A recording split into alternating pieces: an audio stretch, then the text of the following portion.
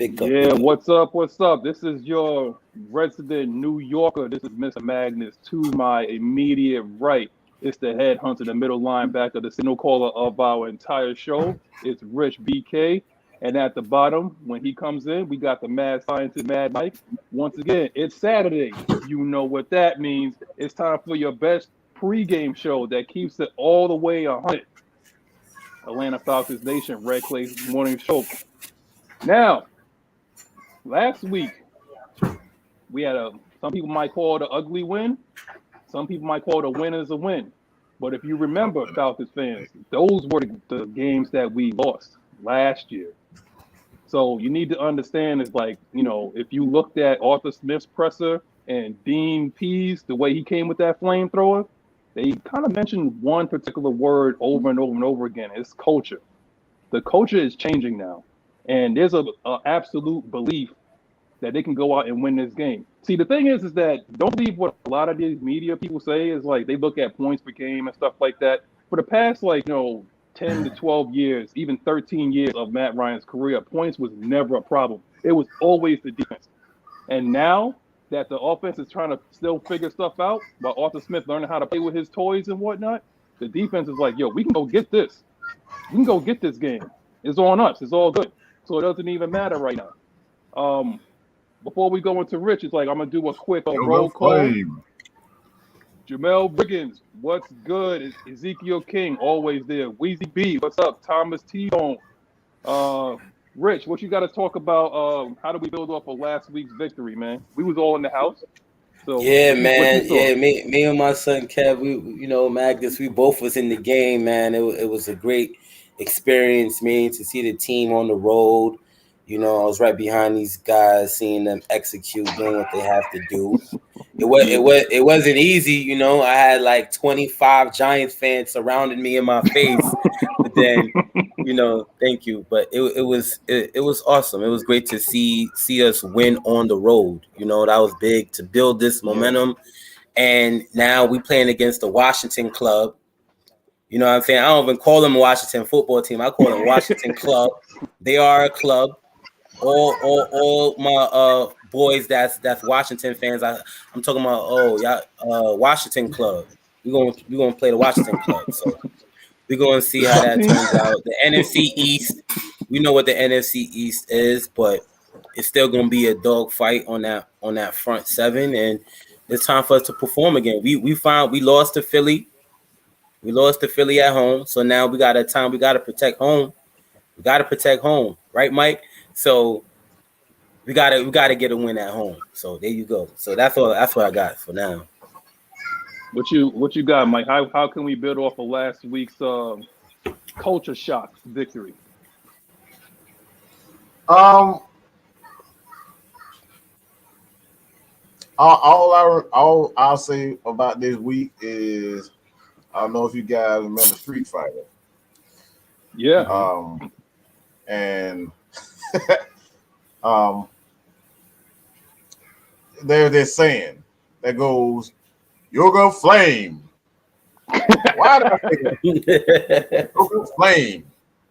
Man, DP lit all these motherfuckers on fire. He lit their asses on fire. Okay, the media, the fans, he lit all their asses on fire. All right, this is what we've been talking about all this time. You know what I'm saying? It's not about we can sit up here and talk about we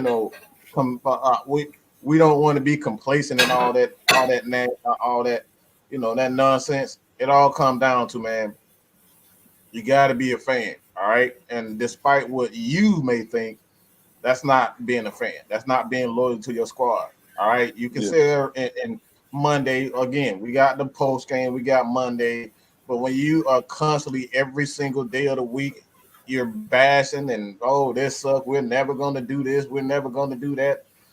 You got to remember it's a process, man. Everybody didn't go straight into kindergarten and learn how to, draw a square or a circle, count to 10. You know what I'm saying? You had to learn how to count to 10. You had to learn how to draw a circle. You had to learn how to write your own name, in kindergarten. You know what I'm saying? Like it's thing like that. So it's a process, all right?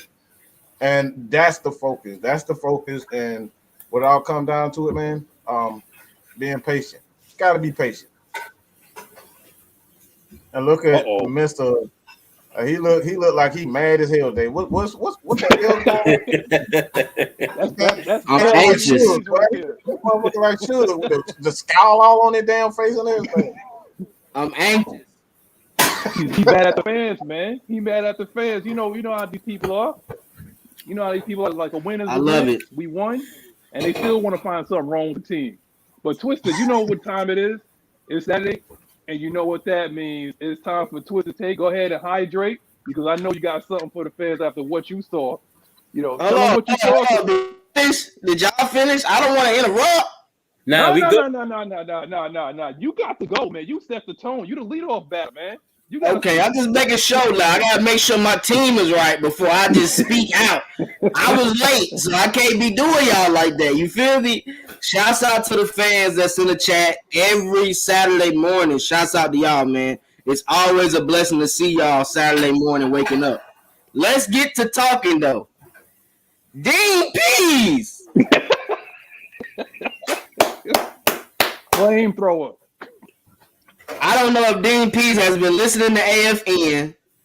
I don't know. But he went off on the fans and all these fake radio stations. I tried to listen to one day. They literally almost made me leave work. I don't like that. If you cannot respect a win and understand that the grind don't stop, you should not be a fan. Straightforward. And I respect Dean Pease for finally stating that. Let's get to talking one thing we do know. AJ Terrell is back. I know Terry thought he wasn't going to see AJ Terrell, but you're going to see him this week. Conditions don't stop one-on-one matchups. I can tell you that. So I'm anxious to see how AJ Terrell gets back into the fold. We didn't have him versus the New York Giants and only gave up 14 points. I like that. Green, you did a phenomenal job. Go back to the bench and let Otter shine. This is his time to shine. Let AJ Terrell shine. Frank Darby, I'm hearing he might be playing this week. Did y'all hear that? Mm-hmm. We finally got a starter on there now. We got a receiver that's hungry. That kind of has that Irvin type ability to take on tackles. I like to see how Frank Darby's gonna be in this type of offense.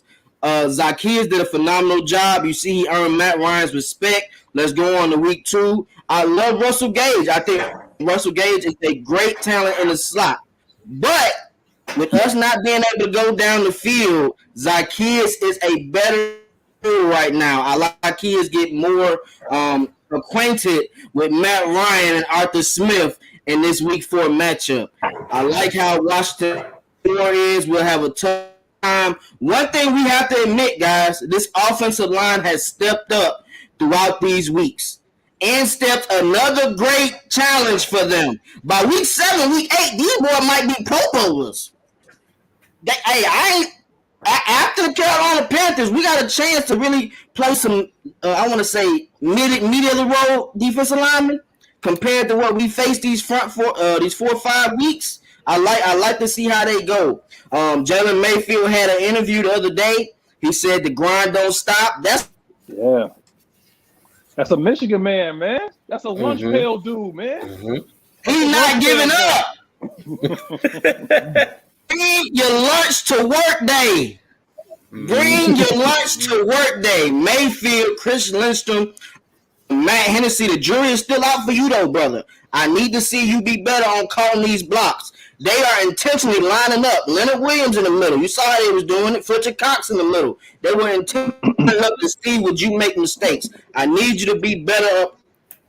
Study that film and get better. Matt Ryan can only do so much. He can't call your calls and my calls out.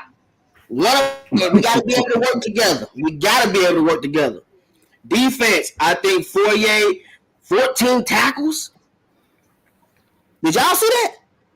We was in the house. We saw him. We was live. Yeah. I know y'all was. Hey, if you got that picture, Rich, if you got that picture, Magnus, please bring it up so they can see how y'all was Falcons in New York. Please find that picture and bring it up here so these is. Rich had to see I was red on frozen. it. Man was in there chilling like, yeah, next to a Giants fan. I like that. Hey, y'all earn my respect. Going to a away team, repping your team is hard. A lot of fans ain't able to do that. Y'all definitely earn twisted respect with that. Shouts out to y'all. Let me tell you, T. Go ahead. But we like, yo, shout out to the Atlanta Falcons true fans, because there was at least 1,000 to about 1,500 of us. There was a lot of red in there that, at Giants Stadium. It wasn't just us, and they came from Atlanta, to come up here. And those tickets ain't cheap. So they came up here to try to ruin Eli Manning's day. And we did. Yeah. We went in there and burned that bitch to the ground and left.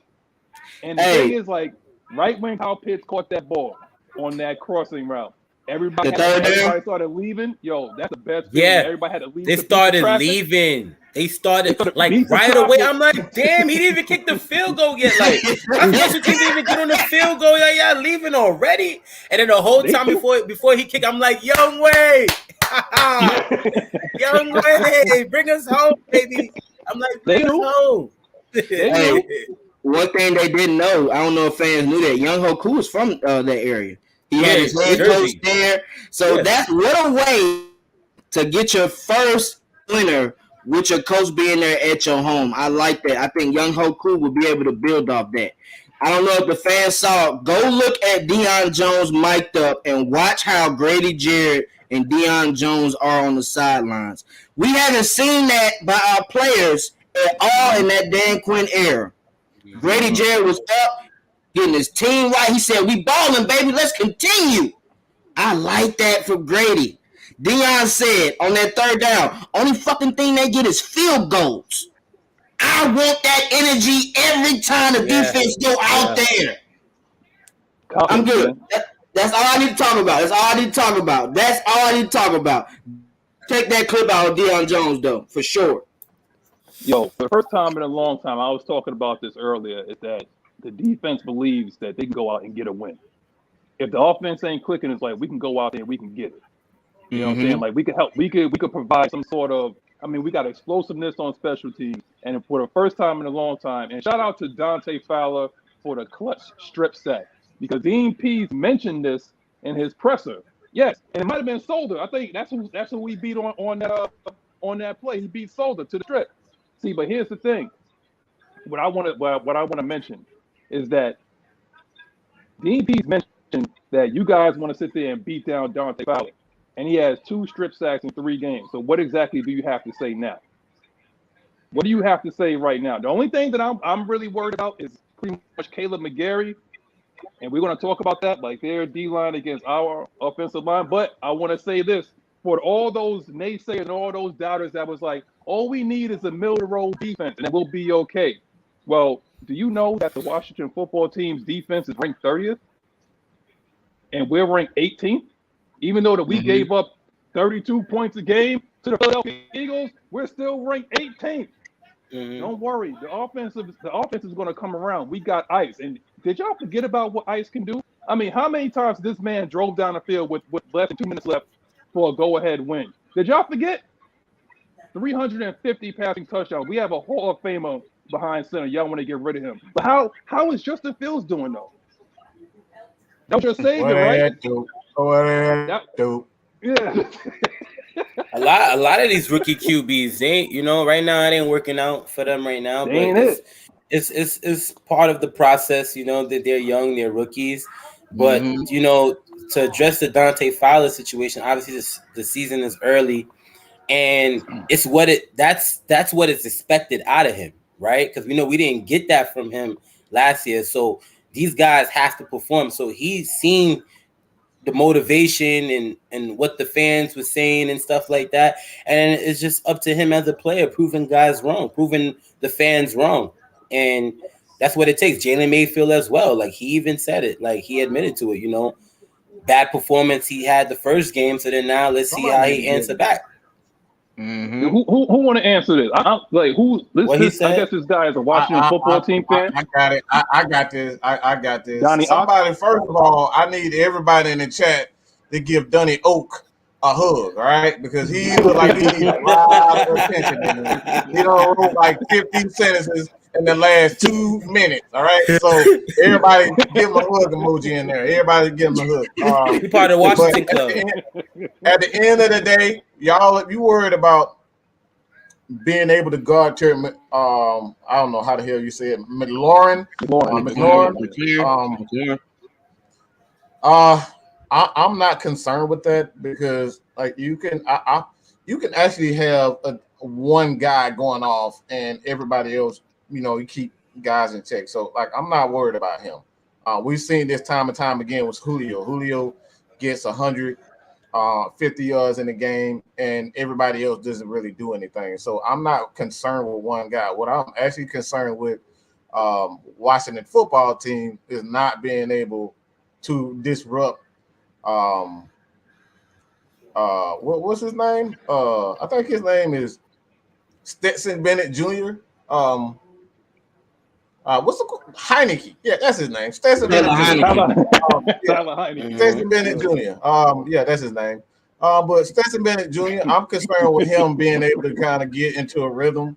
Like if Dean Pease continue to do what he does, especially with pocket quarterbacks, you don't want pocket quarterbacks with a Dean Pease defense. That's the worst thing that you want, especially one that's inexperienced. I do think Washington has a good front four, but it all comes down to the quarterback. If your quarterback can't get in a rhythm, you ain't got a chance. You have absolutely no chance in hell. And from what I've seen already and what he did to the great Tom Brady, he shut that defense, he shut that offense down in the second half against Tampa Bay. All right, and that's something that goes that doesn't go talked about enough. Dean Pease is absolute wizard when it comes down to confusing quarterbacks and giving them different types of looks. So I'm not worried about McLovin.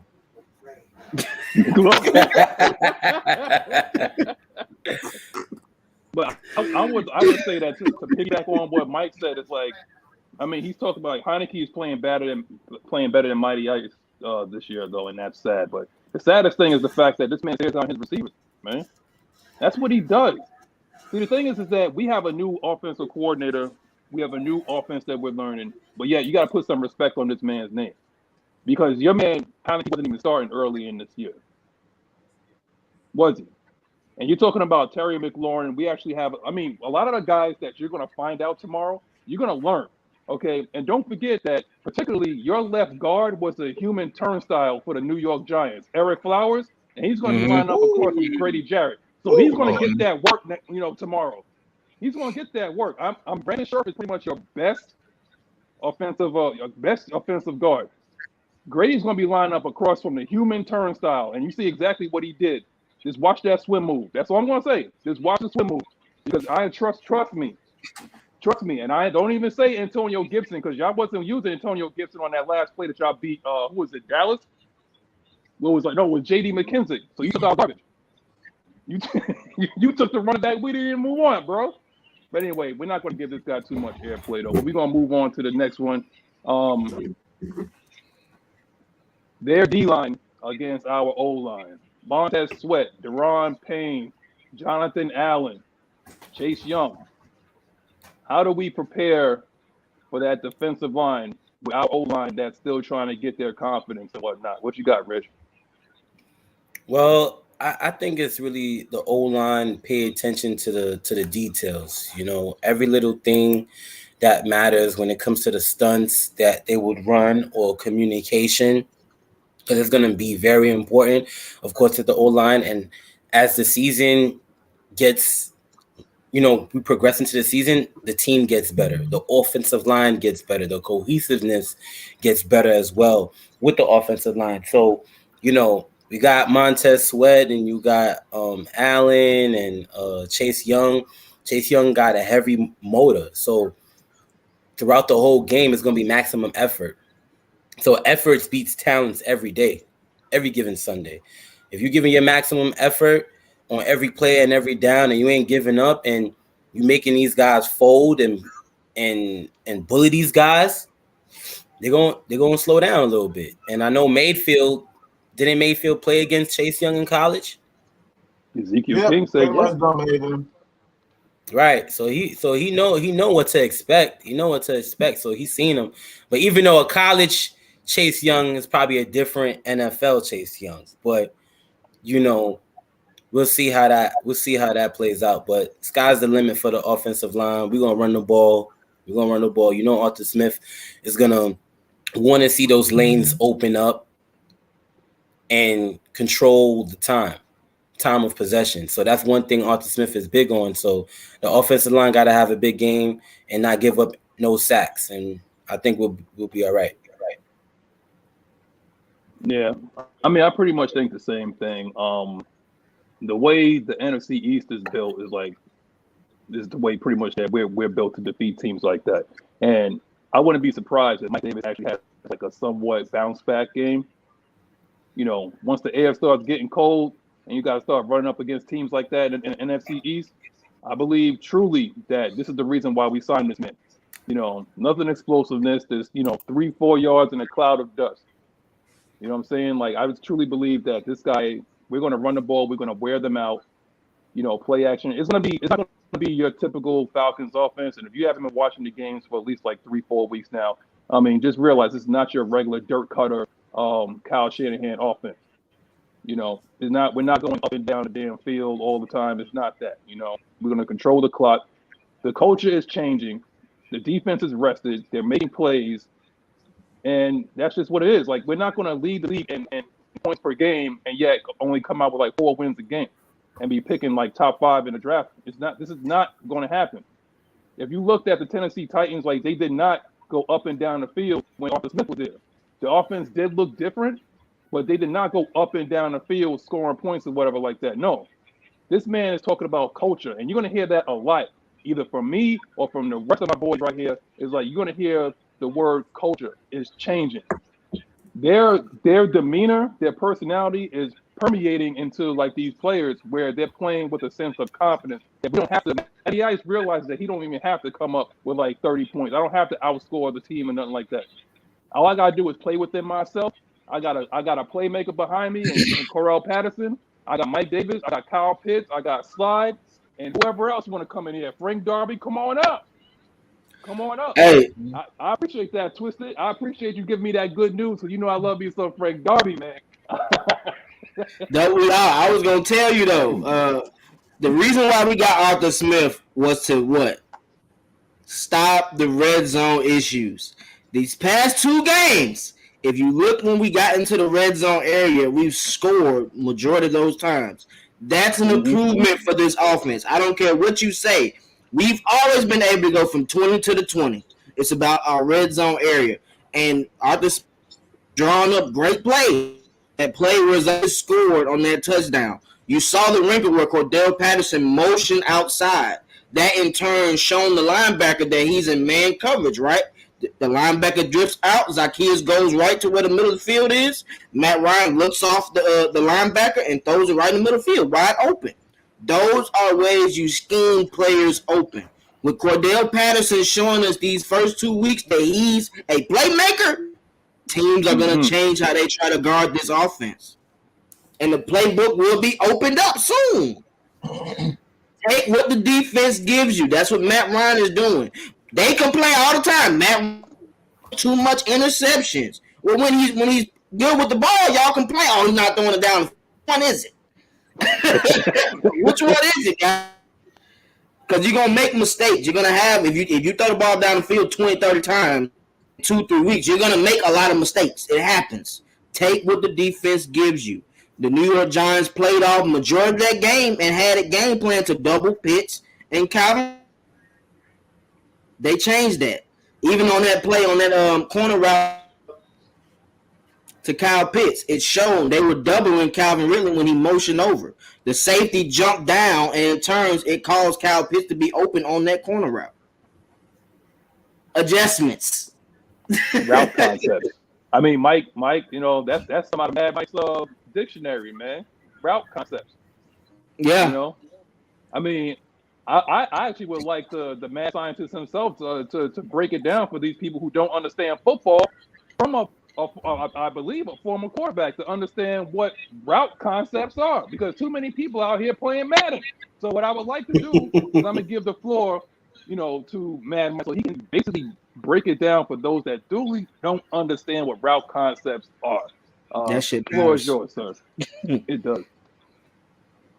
Well, first of all, you got to understand what the quarterback is thinking when he steps out on the field. The first thing he's looking at one, the safeties. He always looking at the safeties to see what the safeties are, so he can gauge whether or not he need to flip a pay, or he needs to, just immediately go into it. Because as a quarterback, if you see it immediately, don't waste any time. Don't give him a chance to make that adjustment. So you want to go into it immediately. But the first thing we're talking about, route concepts, is actually designed to go at the safeties. Go at the safety. You're trying to attack the safeties, because you take out the safety, it leaves everything underneath. And you got guys like Calvin Ridley, got guys like Oz. They can do all the run after catch things. The things like, for instance, this is probably one of Julio's greatest plays, when he played Green Bay in the playoff game against Green Bay. He took that crossing route to the house, and you saw Muhammad Sanu on the sideline. He got the block. It springed him for like 60, 70 yards or something like that. 70 yards. This is what you do with guys like this is what you do with Calvin Ridley. You want to attack the safety. So that's what quarterbacks are thinking. Obviously, you want to look at the mic, but one of the first things as a quarterback, you want to know where the hell those safeties are, because you're going to set the protection. The protection is the first thing that you see, like you said. That's already set with the play caller. So all he's looking for are the late adjustments, protection. They make a late adjustment, then he audible. But the first thing as a passer, he's trying to attack the safety. So those are the things, far as the route concepts that the Falcons typically did in the past. But right now, what they're doing is they're trying to attack the outside. Like you can see when you got Calvin Ridley on one side and you got Kyle Pitts, and on the other side you got Hayden Hurst in the slot. So what they're trying to do, they're trying to attack the sideline so Matt Ryan can have all that in the middle of the field as the game goes on. So it's a different concept now. The Falcons, all they was trying to do is just go deep, and they will make the necessary adjustments. But now they're attacking the sidelines, and late in the game, that's when you saw Matt just chucking the ball, chucking it down, just chucking the thing down and letting the athletes do it. So that's what you saw last week in the comeback win. They were just checking it down, and just letting the athletes do it. So that's what they're doing right now. You're going to see Calvin really get a lot more open as the season goes on with those sideline routes, the corner routes, those dig routes that he's so used to seeing, it's coming. I'm not worried about the right concepts. One thing I would say to add on to Mike, for sure, what he was saying with recognizing the safeties and the blitzes when they come, right? We have to give Matt Ryan a lot of credit on far as getting the guys lined up in this new scheme and in this offense. Because there's been a few times on these third downs, guys not really seeing where to line up. And before the clock runs out, he's getting guys set, getting guys lined up and all that. And also with the safeties now, right? And this comes with Arthur Smith and as well with Matt Ryan, where the play calling, right? He's calling 2 plays in 1 call, right? Yep. So, which is very crucial, where we see once that blitz comes or once you see that safety come down, that's when you hear the quarterback say kill, or, can, where the first play that originally called is dead. And now we're going to go to that audible play. The reason why I brought this up is because since that Super Bowl and all that other extra stuff, everybody keep talking about, where Matt Ryan can't audible, why Matt Ryan can't do this or change the play. So now with this new offensive scheme now, Matt Ryan has the ability to do that, to make those calls and make those moves. And I believe DJ Shockley showed one of those plays and highlighted those plays where Matt Ryan did audible the play with Cordell Patterson and was able to get 10, 11 yards from it. And this is what our offense is going to be doing, and expect to see more of that. And I also expect to see the offense to open up more as well. Hey, I was going to say, we got some physical ass backs, man. Cordell Patterson and Mike Davis are stiffing people to the dirt. That's why I said they're attacking the sidelines with those guys. They're attacking the sidelines. So during the middle of the game, at the end of the game, they got Kyle Pitts and Hayden Hurst to just kill it. So that's what I meant by attacking the sidelines. It's not also like their route concepts with the running backs. That's why you saw Mike Davis on the sideline, stiff dude, and then get up and stiff arm him again. Like that's not like this is what he's doing with attacking the sidelines and running those stretch plays and those toss plays to Cordell Patterson. You know what I'm saying? Like so, like these are the things that you're doing. You can attack the sidelines with more than just your wide receivers. Exactly. Hey, Mike Davis, you need to apologize to that man too. He can't go home to his wife getting stiff on him twice in one play now, dude. You can't do people like that, man. That was nasty. Nah, he got to make something happen. No. Yeah, he got to make something happen. And then another thing, y'all seen what the last thing you seen what Cordell did? Cordell, when he bopped Blake Martinez, he fucked up his knee. Yo, he injured his dude. And I ain't gonna lie, I recorded the video I sent to the Giants fans. I was like, damn, this supposed to be our best tackler right here.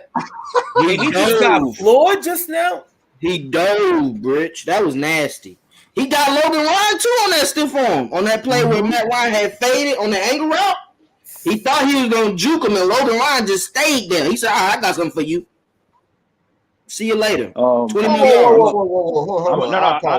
I'm taking Mike. I'm gonna take it. I saw it. All right. First of all, whatever his name was, Doniak is blocked. Yeah, that's okay. Nah, bro. We don't do the taking shots. You don't disrespect her. Nah, bro, we don't do that here. Like that. Oh, I ain't even see what he said. No, he said, Meg was like, I thought you was leaving. You know, like right there, she said, we thought you was leaving. And then he said, like, men are talking. You ain't gonna be a chauvinist here. If you want to play, and you want block him with that bullshit. I did. That ain't happening on that. I already did. Yeah, I already blocked it. Like we don't do that here. Like if you want to speak your piece and you from like another, from another 14 whatever like that, we'll welcome you. Just come with facts. But once you start putting in gender roles stuff like that, then no, you ain't gonna do that. Sorry, no, you just not. Maggie know more sports than you, brother. Come on, don't do that now, bro. It's plenty of women that's getting educated on sports now, bro. Let's not do that. Yeah, we don't do that over here. First and foremost, there's no AFN without Mag. So let's just stop with the mess right there. So if you don't respect women or you feel like women, don't know about sports just because of the way they look or whatever like that, then see yourself out. Because if I catch you in the comments or whatever, it's done. You're done. Okay. So, no, Miss Maggie run this operation. You know what I'm saying? So it wouldn't be no AFN without Maggie. So we respect the women over here. Hey, Maggie Petty, she said y'all saved him.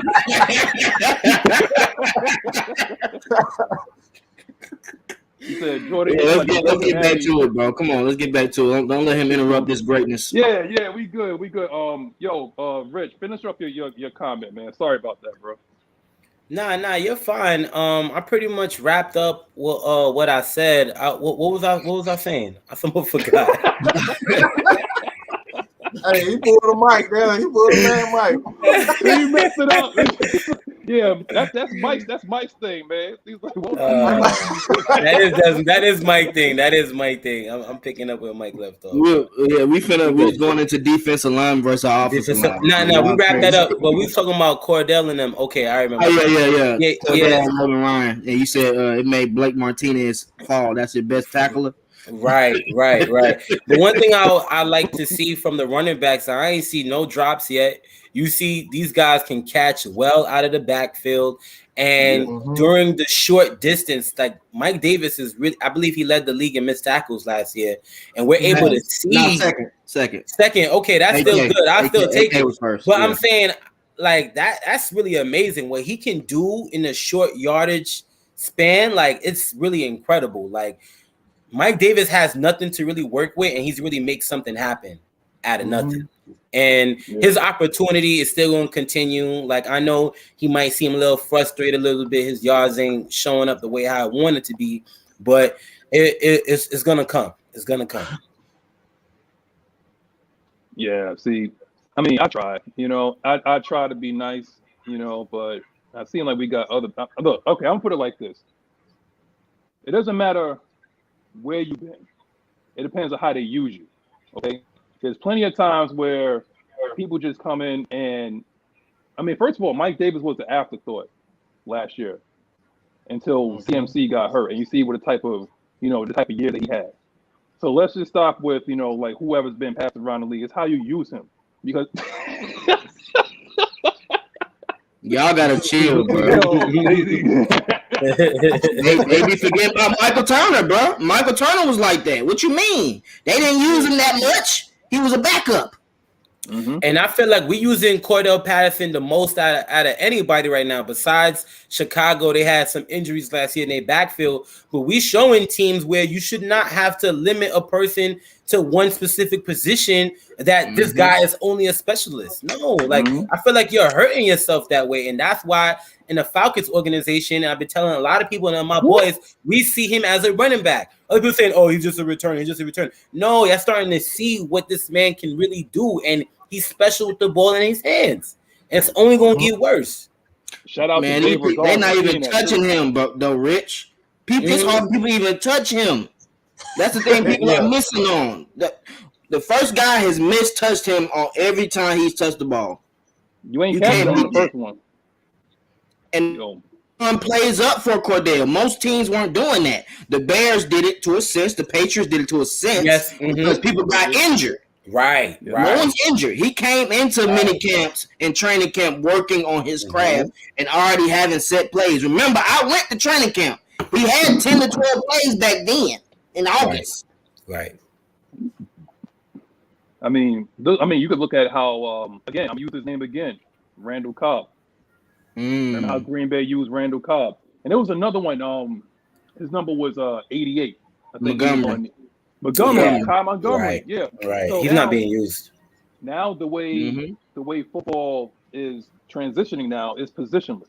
You have to be versatile. See, this is what the BS that Dan Quinn was talking about for all this time, to be like versatile positionless, and he just kept people like right where they were. So, and he basically killed Vic Beasley's career. I mean, I know he was garbage, but just saying. Anyway, I want to say give a shout out to TJ Green. Okay, you got burned on that one play early in the game, but I honestly thought, I'm like, this guy used to be a receiver in college, right? He used to be a receiver in college, and then they tried him at safety. I mean, they pushed this kid around, and he came out and he played a hell of a game. He played within himself. I mean, we wasn't expecting AJ Terrell on the outside, but I honestly thought that he was going to get burned a couple of times. But after that first one, he played within himself and played within the system, and he had a hell of a game. I mean, he even got shouted out. I think he got shouted out by Arthur Smith, for the type of game that he had. So, Arthur Smith started shouting out Dean Pease too. I mean, first of all, I know this is not one of the topics, but can we talk about that presser? Can we talk about the Dean Pease interview? Because I know that's what you've been talking. I know that's what you want to talk. Yeah, we all got to touch on. We all got to set the order up, man. Yo, let's get it. First of all, I don't know who should go, Twisted or Mike, because they both sat back on it. Yeah. Go ahead, bro. Yo, Twisted, go ahead, set it up, man. Set it up. Go ahead. Hey man, I love Dean Pease, bro. I never say this about people I don't know, but I just love Dean Pease' energy, bro. Every time I watch his interviews week to week, I learn something new about this defense. One thing he stated was during that first game versus the Eagles, he was trying out too much. He leveled it back week 2 and week 3 and gave them a chance to learn everything first before he adds more to their plate. And he sees TJ Green was already going to get playing time anyway, whether AJ Terrell was out or not. He said TJ Green has made plays repeatedly, and that's why you saw him on the island by himself. Throughout that time, TJ Green didn't have no help. They was putting safeties in the box. They was putting safeties in the middle. They wasn't even letting TJ Green get help or Fabian get help. Everybody was pretty much playing on their own. Dean Pease is phenomenal at what he said about Isaiah Oliver. Isaiah Oliver has changed his game being in his slot in Dean Pease's system. He stated that Isaiah Oliver reminds him of Logan Ryan when he had the Titans, and I can't remember that. Webb when he had with Baltimore Ravens. How you're able to blitz and able to cover. Those are two things you got to do as a slot. When you're playing in cover two and those safeties are all the way back, that's slot corner has to be able to tackle. And Isaiah Oliver has shown he's tackling. Evan Ingram is a Pro Bowl type tight end. How many receptions did he have? He wasn't supposed to make the Pro Bowl. The Pro Bowl was fluke for Evan Ingram. I just have to put it out there. I'm saying, but he has Pro Bowl talent. Like he's a skill set. You know what I'm saying? He's a game blower. My OG be mad at him too. He's a game blower, like he did versus Isaiah Oliver. Isaiah Oliver took the ball. Hey, brother, from here on out, you need to go to the gym Monday through Friday. You should not be getting the ball stripped by you like that, and you a tight end. That's a slot corner. But back to that. I just had to spread it out there a little bit for Evan. Come on, bro. You hit the gym on that one. Dean Pease, how he spazzed on the fan base and radio station. I haven't seen no defensive coordinator do that. He even stuck up for Arthur Smith and said, hey, we came into this press conference. We're thinking that, y'all going to, support Arthur Smith, say this is his first win, and y'all go straight to Kyle Pitts questions. Let's show some love to the first-year coach who just got his first win, and then go into your questions. That all those reporters was in there are like, yeah, you good, Dean? I don't think I need to say anything else. You pretty much dropped the mic on that. I don't think we need to. I think we're done for the day. I like how Dean Pease is. I'm going to let Mike go into it because it's a lot more stuff. I just want to sprinkle a little bit of stuff in there. Well, I've stated my thoughts on this, but I want to bring this more attention because I think this is the most important aspect of everything that he said. Is that how the hell you gonna say you're a fan and every time they do something nice, y'all writing articles that's negative, y'all saying that it's an ugly win when we all know that we wouldn't have gave two fucks. Okay, excuse my language this morning. We wouldn't have gave two fucks if it was an ugly win to win the Super Bowl. So y'all all can kiss my ass with that. Oh, it's an ugly win, shit. A Super Bowl is a Super Bowl win. Am I wrong? No, that's fact. Let me know. I really want to know. Nobody would have gave a damn if we won a Super Bowl ugly. So all this ugly winning crap, that's bull crap. All right, that's it. All right, that's how I'm feeling right now. With them eyes, like, look, man, hey, man, y'all might get Cyclops in a few minutes, but hey, man, I'm tired of I'm like it's all about the fans. All these fans, I'm seeing people writing stuff, and like I said, we see it all the time. We writing comments talking about, oh man, we have a right to contradict. I don't give a damn about none of that. You can do that even in wins. We can do that in losses. We can do that in ties. Complain about something. But what real fans do is stand up. Like the old guy said, I don't want to get into the words exactly, but stand up for what you said. All right? That's all it comes down to. Stand up for your team, win, losses, or draws. Stop all this complaining because we could complain and complain and complain. We got 50, 60 years worth of material to complain about. So let, as fans, do our part. We can do is go to Twitter and with some positive affirmations. Tweet these guys with positive affirmations because they see this stuff. DP see this stuff. This is what he's reacting to. They see this. So why not be positive for a chance? It don't take nothing to say something positive. Like, hey. Oh, that's what he's. Oh, I don't know if y'all gonna say it. I'll wait. I don't know if y'all might say it. I'm just gonna say this. I mean, when people say ugly win, right? Then the 2000, I'm not gonna say our defense is like that, but the Ravens historically run ugly. Okay, the Tampa Bay Bucks won ugly. Teams that's basically where their strength is defense, they won ugly. And I also want to say another thing. You want cosmetic wins? Go watch college football where they reward stuff like that. Okay, that's the thing. Like you want cosmetic wins? Go watch Alabama beat some backwater team or something like that. From North Texas or whatever. If that's what you want. In football, in the NFL, everybody's pretty much on the same level. You can get beat by any team, any given Sunday. No plug intended. Okay, but any given Sunday you can get beat. Okay, so naturally, what you need to do is just congratulate yourself on the wins. Now, also, just want to let you know is that we are fans, but we will call people out too. We called out Jay Mayfield for his turnstile blocking. I mean, we called out Carpenter last year with his turnstile blocking. We've been calling out Dan Quinn for a decade. We were calling out Dan Quinn for a decade. You know what I'm saying? So, hey, man, we can't talk about Dan Quinn. He fucked us. Look how he's doing with these Cowboys. We got something for him week 8. We got something for him week 8. I'm not giving him that. I'm not giving him that. Like, it's like, don't believe the hype. Wait till about week 8. Give him about till week 8. Things will settle in. That defense will settle into the Falcons defense. Watch. Give it about. We need a win this week, though. Listen. Yeah, we need a Cowboys win. I hope so. But what I want to say is, like, if you guys want natural cosmetic wins, go watch college football. And the thing is, like, we was winning. Like, if you talk about points and everything like that, we was winning like that for as long as Matt Ryan was here. He was putting up points. He was putting up numbers. And y'all wanted to railroad his ass out of here. Yeah. I wanted to get him up out of here.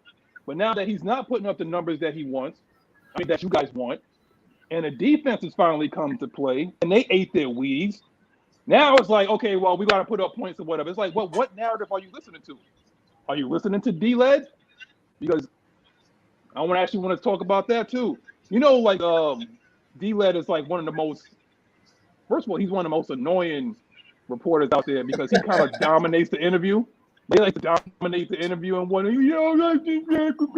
that's how he talks, right? Now, in that Dean Pease interview, when Dean Pease basically said, like, when Arthur Smith was up there, y'all didn't even congratulate him on his first win. Y'all just went right into talk about Kyle Pitts. I didn't hear nothing out of D-Led for the rest of the 15 minutes. I didn't hear nothing. Mm-hmm. Like, the loudest person in the room, he got punched in the mouth by that flamethrower. He hit him with that ether, and he ain't say nothing for the last 15 minutes. Nobody said anything because they know Atlanta media is full of it. They know that. But to finish this off, like, yo, Rick, finish it off, man. Like what you're saying, like the last sentence you just stated, right? Atlanta's media, and I said this in our group chat. I said that Dean Pease addressing the media and the fans is him changing the culture of how the fans and the media approach the Falcons organization, how they see it. Because sometimes when I'm watching the interviews, sometimes I don't like some of the questions that they even ask. Like, why are you even asking a guy so much or one of the players about their bad performance and what was how they did last year or something, and it just wasn't good. Like, pretty much negative questions. You know what I'm saying? Mm-hmm. And it's like him changing that narrative to be more positive and to be influenced. You know what I'm saying? Towards the team and the players. Worldwide. So we have to speak that into existence. So when we have the fans worldwide watching and bringing that positive energy to, like you said, like Mike said, the players do see this, the coaches, the organization, they see what we post. Mm-hmm. So it's like at the end of the day, sometimes it could be motivation for them to prove them wrong. But at the end of the day, guys are showing out, and we're going to see what they do against the Washington club. Yeah, I like Eric said they don't ask the right question. I like Tori's questions. Yes. To the point. Yeah, I love Tori questions. Yeah, Tori McElney. Yeah. Some of their questions, right, absolutely. But I thought y'all was gonna bring it up. But Dean Pease had stated he was listening to a radio station, and they were saying, "Well, about time the Falcons won. They ain't won in 18 months." And he like, We haven't even played in 18 months. How you gonna say some stuff like that, bro? Yeah, The Buccaneers haven't played in 7 months. Like, say you're happy they won. They haven't won in 3 weeks. Don't sit here and say they haven't won in 18 months because you're creating a narrative and making fans to be negative. There's so many people that listen to the radio every morning going to work. And if they hear you saying stuff like that on Monday and Tuesday morning, they didn't play too good. I guess I was wrong. It's not good for the fan base. It's not good for the fan base at all. And that's one thing when I was watching the interview, I was locked in like a show. I'm like, oh, this shit is interesting. I'm like, yo, he's talking his shit right now. I'm like, yo, he's saying it with his chest. He was talking with his chest for sure. Who started that? Who started that? Who started that? Say it with your chest. Who started that? We did it, man. It's the Paul Heyman of the show, boy. So I have a question. I have a question for you guys. So, like, what do you guys think is the game plan Dean Pease have towards the Washington? I call them Washington Club. I'm gonna keep referring to that. I don't refer to them as a football team. I call them Washington Club. So, what do you think he has in store for them? Like, what's the game plan and how we minimize their offense? I mean, I'll start off and say that I believe he says on his receivers. I remember that last I forgot who they played. Who they play? Dallas? Oh no, Giants. The Giants, right? Where they stole that win, right? Was that the Giants? Yeah, okay. They got lucky, yeah. They got lucky, but they should have lost that game, right? But it just seems like he stares that if it's not Logan Thomas, then it's Terry McLaurin. You know, he rarely does his check down to J.D. McKissick, and when he does, I mean, we have to be ready for it. But I will say this, that he will stare down for at least about 2 to 3 seconds. So if you could play discipline, I mean, I said it on Twitter. I said that if you play discipline and keep guys in front of you, he's going to throw you a couple. So our defense has to be ready. Our defense has to be ready because he will. That, and again, I believe, you know, even though Duke got blocked, I still believe that Eric Flowers is the human turnstile, and he's going to get this work. He's going to get worked to death by Grady Jarrett. I mean, he about to get worked to death. That offensive line, man. But and then did you hear D-Lad talk about where'd you get that swim move from? Dude, have you not been watching? Grady Jarrett said, like, yo, he said, D-Lad, how long have we known each other, man? I've been using that move for like the past like 6-7 years. He asked Dean that question too. Yeah. He asked the same question. You gotta stop that, bro. Bro, I don't know. I don't know how y'all deal with that, like with the Hawks. How y'all deal with this consistent narrative between like the Braves, the Hawks, and then the Falcons. I don't know how y'all deal with it because up here in New York, it's the same exact thing, except that New York up here, it's like they know failure. Okay, they're just some of these people up here is just outright delusional, you know. But down there, it's like they need to understand is that it's more tight knit than it is up here. You know, up here is like a complete melting pot. You know what I'm saying? So I expect people to kind of be down on certain teams or whatever. But down there in Atlanta, y'all got some good teams. Y'all got some good teams down there. Shout out to the Atlanta Braves for winning your division title. You know, taking away from my Mets. We suck. You know, it is what it is. You know, but again, give our guys some freaking credit, man. I mean, for an actual win, and then you want to start off by asking Arthur Smith. And Arthur Smith's getting sick of it too. If you can see it, he's like.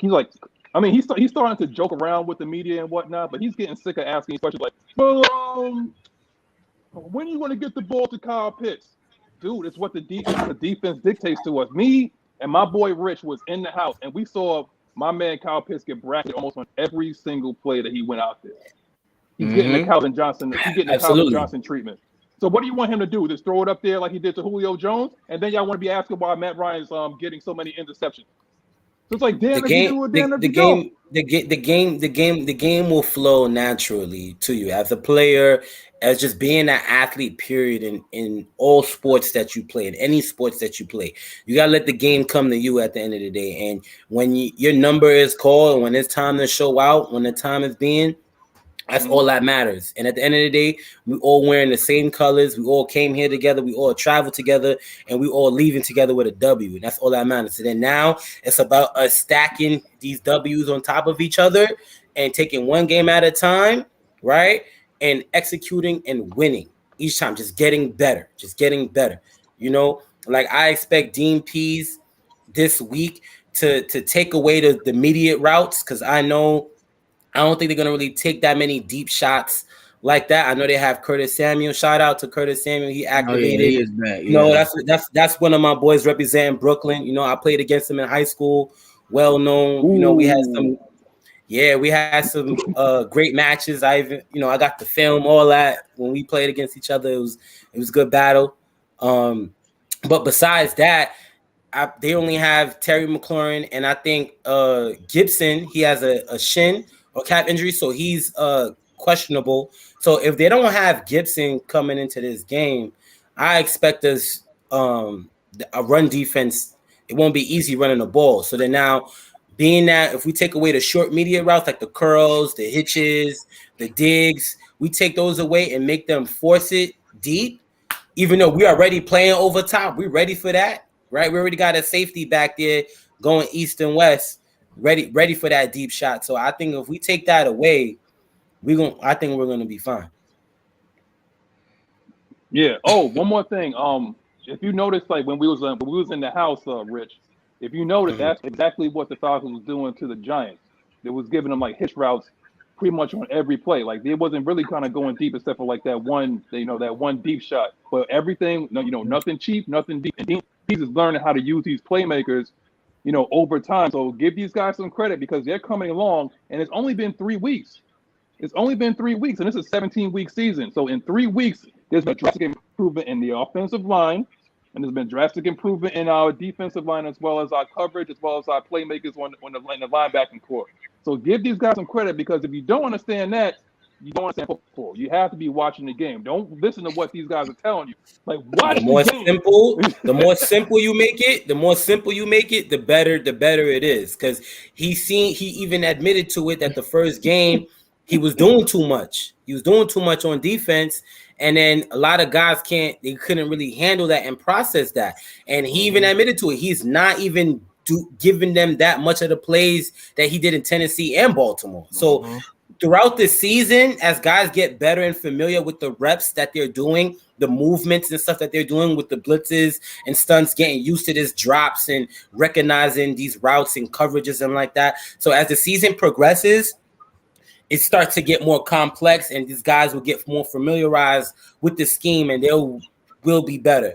So I pass it down and twist to the mic. Y'all do y'all thing. Hey, I'm laughing at Dwayne. He said, "Morning red clay, flowers turns more than a paddle wheel on a river boat." You are a clown. You are a clown for saying that, bro. Shouts out to you. But as far as our defense, man, I think we got to get pressure with that front four and send these linebackers on the blitz. As you saw, Michael Walker had a good play when they were back in the end zone where he read the QB's eyes and jumped up and batted the ball. That's how you get turnovers, guys. Make sure you pay attention to the QB's eyes and seeing where he wants to throw the football. Taylor Heineke is a young QB. Like Magnus said, he's going to be able to make mistakes. You just got to get him in that position. AJ Terrell, if y'all remember last year versus the Vikings, how he jumped that route. Don't mention, I just want y'all to know, they give up those hitch routes on purpose because sometimes they're going to jump them and bait them to get interceptions. It's a purpose to see where you continue to throw that pass. So, you going to keep, okay, I'll give it to you 2 times, third time. Pick, we're going this way. Watch how Dean Pease and these corners step up to make plays like that versus Tyler Heineke. And, hey, Taylor, do not throw to that fake tight end that used to be a QB at Virginia Tech either. Leave him out of this. Fourier and Dion will be watching him like a hawk. Leave him out this game and try to go to Terry every play and Curtis Samuel. Don't try to go to him. I'm telling you. Dion is itching for a pick. I'm telling you.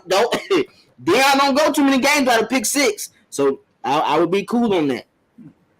Stay away from these linebackers. Stay away from them. What you got, Mike? I don't think a lot of people even said this. Taylor Heineke, he's not a very fast quarterback. He's not a very fast quarterback. This defense has speed galore, and Grady Jarrett is a guy that has his first step is just amazing. So if you can't get away from Grady Jarrett, don't even think about trying to run rollouts and all that type of stuff, because that shit ain't gonna work against the Falcons. He's gonna end up, doing some crazy stuff, fumbling the ball, throwing the ball in the double coverage and that type of stuff, rushing, trying to get out. Because what I even saw against the Giants, they were doing a lot of rolling him out so he can get the ball out of his hand quick. That shit ain't working against Debo. All right, Debo is waiting to bait you. All right, like that's one thing Twitch we talking about. He's itching for a damn turnover. So I would not get comfortable with with those those quick plays, them drop offs, to the running back, to even the tight end. Y'all better be hitting those seams, because if you're not hitting those seams against the Falcons and you just dumping the ball out to the playmaker, Dion and Foyer gonna sit on those things and they're gonna take one of them son of a guns to the house. And one thing also, Dean Pease is putting Isaiah Oliver in a position where he can get turnovers. I don't know if a lot of people even paying attention to that, but he's putting him in the position where he can be the playmaker. So what he's doing, what I mean by that, he's allowing the safety to sit 15, 20 yards away from all the action, so you can't get anything deep. He's putting them way out so you can't get anything deep, and he allowing Isaiah Oliver, Deion Jones, Foye Olakun to do what they do best. You see even Deion using that Peanut Tillman punch the ball out thing right now. Like, so he's putting these guys in a position where they can be playmakers, create havoc with the fumbles, tackling well. And I think we probably have the best tackling linebacking duo in the league. I don't think there's many guys that are better than Foye and Deion. And people think Deion is not a great tackler. It's absolutely false. He's one of the best tacklers in the NFL. But everybody look at his size and say, all right, Deion will night your ass up. All right, they don't call him Debo for no reason. He got that name for it. I will never forget what Debo did to Kamara when he hit Kamara on that screen. He put him out the game. And I would never forget that. Yo, Rich. Hey, Rich be on the same page. I was thinking that same exact thing. Let me tell you one more thing. Was that Debo? Remember that one year, that one good year that Cam Newton had when they were blowing out people and they did the dab and whatnot? Was that Debo that blasted him at the goal line and Cam ain't never been the same since? Cam ain't never been the same. He ain't never been the same. Got stuck. Dre Jungles, he knocked Cam out. And even with like same thing with this Washington club's offense. Like, even though when they was playing against the Giants, they was running the same plays back to back on the Giants, and they couldn't do it. So now, if we're playing zone coverage, I like zone man in a sense, where it's like when you're dropping in coverage and then you see a receiver like gets in your area, that's when you just attack him and you just play him man or something like that once they threaten your zone area. So, but the meantime, they're just gonna run those same routes. You're gonna see it. They're gonna run the deep curls, deep hooks down the middle, and I think if we really take those away, we play a little aggressive. Eric Harris and those guys able to play the ball. I feel like we're gonna have a field day. I'm being honest, and I mentioned this before too. Now, when we run in DP's defense with the safeties and the nickel corner, these guys are bluffing. Sometimes they're showing the blitz. They have to show the blitz, right? But at the same time, sometimes they're faking it. They act like they come, but they're not. But there's sometimes they actually are coming, right? So now, once we do a better job of just, even when we're blitzing, just executing the stunts and the blitzing, and we get in these sacks. And this time we miss some sacks. Like, I have to bring this up. Tutu, that's our guy, and he missed the open sack last week. Man. So then now I need Tutu to make up for that, because these are certain situations. Now, all jokes aside, seriously, when you're in a position, you have to execute these plays, and this is what hurts us. And now, once we execute these blitzes, we're gonna see the defense blossom, and you're gonna see the energy even builds up, and you're gonna see more turnovers. After turnovers, more 3-and-outs. I expect a lot of 3-and-outs this game. Avery Williams gonna return one. I'm waiting for it. He's been getting close, man. He's been getting close. Like, I'm waiting for it, and I believe that we're gonna re-sign Cordarrelle Patterson, and then Avery Williams turns into our natural kick return slash punt returner. You know, I'm waiting for that too. But what I want to ask you guys something is what's y'all take on? Because I asked Mike this before the show, and I'm like, what's y'all take on Sly? You know, how y'all feel about Ridley? Hello. You know what I'm talking about too. That's I know exactly what you're talking about. I was waiting for you to bring it up. I was gonna say some events. I was waiting for it. That has to be discussed. Before you talk about it, that Debo play was in 2016. That was our Super Bowl run when we cracked Cam Newton. They was terrible in 2016. They were dabbing in 2015. We stopped their record though. They was going 14-0, and they thought it was gonna go 16-0. Came over there and got their ass beat. Matt Ryan killed them. Killed them that whole game in 2015. Let's not forget about that, guys. He got murdered. But anyway, C-Red. Hey, C-Red, we can't have plays like that, bro. You got the C on your chest. If you have a chance to pick up that third down, you got to do it. If you don't want to run those plays, Arthur Smith can't put you in those type of plays. Run those plays with Kyle Pitts and Hayden Hurst and Cordell Patterson, because it's coming too many plays to where I'm seeing it too much now. You know, back in the first couple of years, you might see it once every couple games. We literally seeing it every game now. We can't have that, right, Red? Like, Red, you got to be a man out there and pick up those first downs. If you would have picked up that first down, we wouldn't have stalled that drive. Those are momentum builders. Especially if your team knows you're not physical like that and they see you get physical, that shuts the game down. If our best player don't get physical, we're going to get physical every play. So you Matt Ryan went flying into the end zone. Huh? Remember when Matt Ryan against the Tampa Bay Bucks, when he tried to pull that Lamar Jackson and jump into the end zone? Yeah. Come on, Red. Come on, Red. You better than that, baby. And if you want this contract, you got to go across that middle. And he made a play in I want to say the second quarter where it was a third down, but it was more better scheme for Arthur Smith because they ran crosses on both sides. So it left Calvin Ridley wide open to where he can just use his speed to get off. We got to do plays like that for C-Red. If it's a close play and he in the slot, don't run that damn play no more. Until he gains 10, 15 pounds, don't run that play no more, bro, with Calvin Ridley. And I love Calvin Ridley. I think he's a phenomenal player. But if he's not making plays down the field and using those deep crossing routes, he tends to get out of the game. You got to feed him and make sure he stays in the game throughout. We got to give Ridley a little bit of credit just far as he did put on some weight this past offseason. He got a little stocky. He put on a little muscle, right? My biggest thing right now, as far as most of the fans, Ridley is trying to do a little bit too much where you don't have to do it. And I said this before the show, right? Twisted. I said that Ridley, when he makes those plays and he try to do too much, that's how you can get yourself hurt. Yeah. And sometimes you just got to take what you can get, dip your shoulder, get the yards, and fall down and get ready for the next play. That's it. Some people feel like he's not ready to be a number one. I feel like Ridley is ready to be a number one.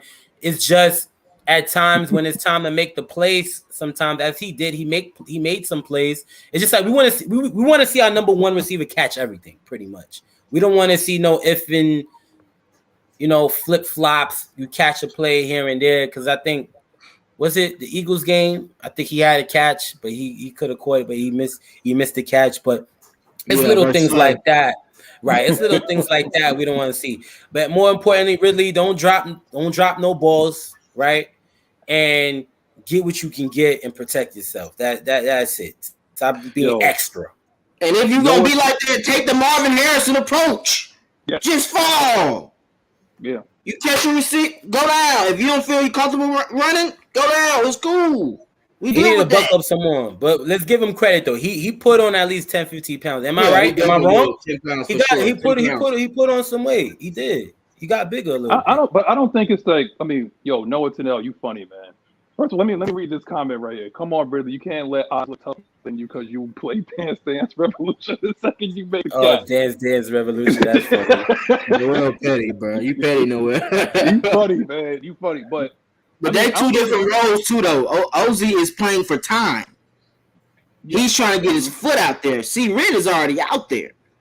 Ozzy's playing for a contract. So he's going to be more tougher in the middle of the field. I'm just being honest. It's just how I go. Yeah. And, you don't want that on tape that, that you get alligator arms across the field or anything like that. Like you don't want that, that to be like a, like, oh, okay, if we actually press Ridley, he would be off the press, or like you got to have some sort of physicality to it. Now, the only thing that we're complaining is that he dances too much. See, when CP catches the ball, he may shuffle his feet a little bit, but then he hits that stiff arm and he's going straight through the tackle. At least put your arm out, man. We ain't asking you to sit there. I mean, like, I know you said tip your shoulder, but if you don't want to tip your shoulder, put that arm out. You may not be as strong as the next man. We ain't asked you to be King Henry, but just get that arm out and try to like pick up like an extra 2 or 3 yards. That's all we're asking. That's all we asking. And he don't want defenses to start doing that to him a lot, because when they show you're not physical, they'll just stop giving up deep routes and they'll make you have to go across the middle. Mm-hmm. So you don't want to keep having that on film. Y'all always know, as I say, I don't really care about him being physical. Rich kind of alluded to it already, but it's a saying that we have on AFN. The small, intricate details and being able, this is Jules, this is him, this is what he say. It's 3 or 4 plays during the game that gets you to win the game. All right? That's it. You win or you lose the game, these 3 or 4 plays every game. And these are the things that Calvin really has to get better. It's the timely drops. You can't drop third downs. You can't, on second, when it's second down and it's third down and 8. We can't have your ass running out of bounds on third down and 8. No, you get your ass up the field and get close to it. I don't care about him being physical. I need his ass to get that tough catch when we need it most. I need him to get that first down when we need it for most. He can run backwards on second down. He can run backwards on first down. But on third down, and when I need you to get a touchdown, that's what I need you to do. I don't need you running backwards and running out of bounds on third down. That shit we can't have. Like, that right there loses you games. Is that when you get on third down. We always talk about the small, intricate details of football, the minor details of football, being able to get that third and 1, third and 2, get in the red zone, punting the ball inside the 10-yard line. Like, those are the small things that win and lose you games. So, really, I need you to go up when we need that one tough catch. It wasn't that Julio was just this physical specimen. We already knew who he was. But Julio, when we needed him to get that tough third down catch and put his body on the line, we seen Julio, we seen Roddy, we seen Tony Gonzalez go up and damn near like fall on his neck. I've seen Julio do those types of things. I've yet to see really put his body on the line for the team. That's what I need to see. He's not physical. So that's out of like it's not realistic for me to say, all right, really, you need to be more physical. That's not his game. But I need you 1 time or 2 times in the game when we need you to put your body on the line and say, fuck it, I'm going to get this 1 yard. I don't give a fuck how it happens. I'm getting that damn first down. I'm getting this catch. That right there will separate the good from the greats. T.O., he going to put his body on the line. Everybody can say what the hell they want to say about T.O., but he going to try to run over you. He going to try to run through you. He going to put in that extra time in practice. He going to sit. He going to do damn sit-ups in the damn driveway to get to that next level. So these are the things we're talking about from Calvin. Really, I need to see. If you want that $100 million, I need to see your ass down there break your neck to get that team win, to get that team to the next level. That's right there is what separates the greats from the goods. And he can do that. I think he can do that. Great job, Mike. Great job. In other words, we don't want another Peerless Price. Yeah, I remember that. Yeah. I didn't want to bring the name, but we just didn't want another Peerless Price. That's what it was. A guy that got paid, and it was what it was after that. I mean, I think somebody said it in the comments. It said that that might be either. I can actually see Kyle Pitts do that. I could actually see Darby do that. Go get that thing, Like, he's just that kind of guy. That's why I can't wait to see him, because I think he's going to be that kind of dude that's just going to go get that ball. He reminds me so much of Roddy White. Built the same and everything like that, man. He reminds me a lot of Roddy, man. Is he getting his first touchdown this game? Who, PP? Where the hell are they linebackers? By the way, yeah, because he could have had it. You don't know. You don't know. They got the one rookie linebacker from Kentucky. He was in the draft. He was a good linebacker. I don't know. I think his last name is Davis or something like that. I forgot. Hold on, but, I'm looking at it now. They got Holcomb, who has 21 tackles, 11 assisted, 21 solo. Bostic. Yeah, I remember Bostic used to play with the Bears. Yeah, I know Bostic. Yeah. And then Davis. Davis. Solid. Right. Solid. Yeah, they're solid young dudes, but like I don't think they can really match up with Kyle Pitts. Yeah, I don't think they could match Landon Collins in the box. Don't put him on nobody covering. Good point. I like that. Because if y'all remember versus the Giants game, the Giants had another touchdown on the board. Landon Collins had fell for the bait and tried to go down on the tight end because he was throwing short most of that game, and Slayton went right up past him, wide open. So he's known for baiting and trying to drop and catch short passes for interceptions and gets beat. So I know Arthur Smith saw that on film. Watch out for that play. Watch out for that type route. When I watched the rerun of the game, right, when I got home, I watched it. That play that Matt Ryan almost threw that interception in the goal line to Jackson, and he dropped it. Pitts was wide open for the hitch. He just overthrew it, and I guess it was just a miscommunication or something like that. So Pitts would have got his first touchdown last week. You know, we didn't get to see that, but let's see how that plays out this week. And I think the offense, we'll be able to expose them. I think we're going mainly down the seams. We haven't seen that yet with Hurts and Pitts. I know we're begging to see that, but I think Arthur Smith is slowly. Remember what I'm saying? That he's slowly going to open up the playbook as we get further into the season. I'm going to stress this every week, and I'm going to say this every time. You know, we're going to be running out wide zone scheme. It's going to be our main formula. But as we get tougher into the season, it's going to be harder for defenses to adjust when we really start to see these guys open up and line up. Go ahead, Mike. You hit it right on in there, and that's why I said patience with Mike Davis, because as the season goes on, it's like players don't want to tackle big guys like him. They don't want any parts of, like, that's what Michael Turner. You go back and look at him. Yeah, he was an explosive guy, but as time went on during the season, that's when he got stronger. That's the same thing with Jamal Anderson. You know, those guys. Like, you don't want to touch big backs. And you kind of see that, you know, last week against the Giants. Like, that dude didn't, like, he stepped on that dude 2 freaking times on one play. So he's going to get those tackles you know, as he's going to get those yards as the season goes on. So it's a process.